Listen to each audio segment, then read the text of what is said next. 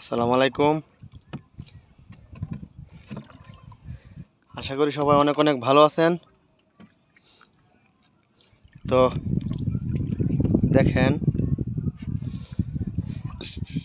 আমরা সারা বছর বলি ইন্ডিয়া আমাদের পরম বন্ধু। আমাদের যত বিপদ আপদ আছে, সার্বিক বিপদ আপদে ইন্ডিয়া আমাদেরকে সাহায্য করে। দেখেন, আমাদের বিলটা, আমাদের গ্রামে এখনো পানি উঠে নাই, তবে আজকে কালকের ভিতরে যেভাবে পানি বাড়তেছে, আজকে কালকের ভিতরে যদি বাড়ে তাহলে উঠে যাইতে পারে। তো আসলাম একটা নৌকা নিয়ে একটু পানিটার দেখতে কি অবস্থা, কারণ বুঝেন ইন্ডিয়া নাকি আমাদের নাকি পরম বন্ধু। আমাদেরকে ঘুমের ভিতরে রাইকা রাত্রে পানি ছাইড়ে দেয়। সে আমাদের কিরকম বন্ধু আপনি বুঝেন। এই বন্ধু দিয়ে আপনি কি করবেন? আমাদেরকে ঘুমের মধ্যে রাইকা রাত্রে পানি ছাইড়ে দেয়। আমাদের নাকি বন্ধু, আমাদের নাকি বন্ধু রাষ্ট্র, তারা নাকি আমাদের ভালো চায়। আমি মনে করি তারা কোনোদিনই আমাদের ভালো চায় না।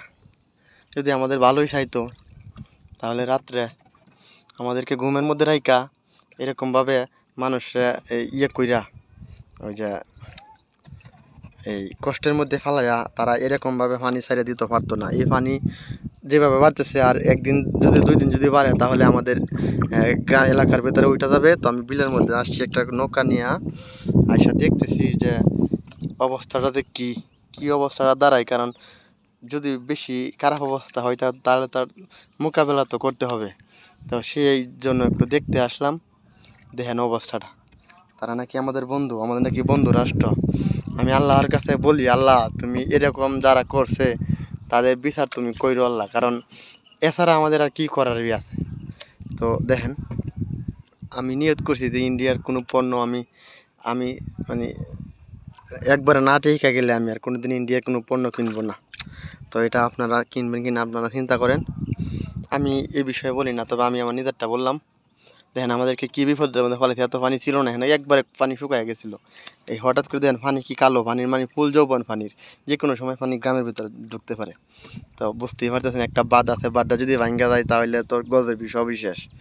তো এখানে একটু পানি কম, বাঁধটা তাহার কারণে বাঁধটা যদি ভাঙ্গা যায় তাহলে এটা রাষ্ট্রপতি হামিদ সাহেবের বাঁধ, এই বাঁধটা বাইকে গেলে সব শেষ। তো তারপরেও আমরা যে বর্তমান অবস্থায় ভালো আছি।